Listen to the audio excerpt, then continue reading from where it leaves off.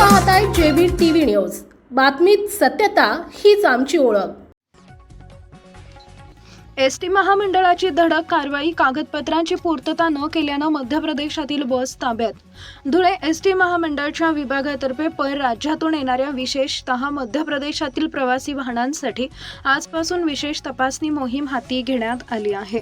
महाराष्ट्रातील बस स्थानकांमध्ये प्रवेश करण्यासाठी आवश्यक असलेले परमिट आणि इतर कायदेशीर कागदपत्रांची तपासणी करण्यासाठी एसटी प्रशासनासह आरटीओ आणि पोलिसांचं विशेष पथक तैनात करण्यात आलं आहे।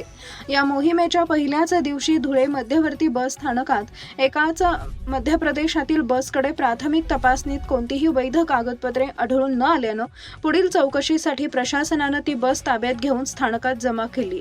यापुढे दंडात्मक आणि कायदेशीर कारवाईसाठी आता आरटीओ अधिकारी आणि पोलीस प्रशासनाची मदत घेतली जात असून ज्या वाहनांकडे अधिकृत कागदपत्र नसतील त्यांच्यावर नियमानुसार कडक कारवाई केली जाईल, अशी माहिती विभागीय वाहतूक अधिकारी दिलीप बंजारा यांनी दिली आहे। या धडक मोहिमेमुळे विनापरवाना प्रवासी वाहतूक करणाऱ्यांचे धाबे दणाणले आहेत। उपसंपादक अशोक गिरासे, जेबीटीव्ही न्यूज, दोंडाईचा, धुळे। जी एमपीची आता जी लेटेस्ट जी बस एमपीची जमा करण्यात आली त्यांच्याकडे कुठल्याही प्रकारचे डॉक्युमेंट नाही आहेत आणि आम्ही आजपासून ती एक मोहीम चालू करण्यात आलेली आहे।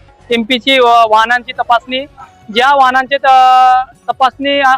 तपासणीच्या अंतर्गत डॉक्युमेंट नसतील त्या वाहनांवरती आम्ही आरटीओ मार्फत व पोलीस प्रशासनामार्फत कारवाई करण्यात येईल। असतो एक मिनिट बंद करा। माझे नाव दिलीप बंजारा, विभागीय वाहतूक अधिकारी, धुळे।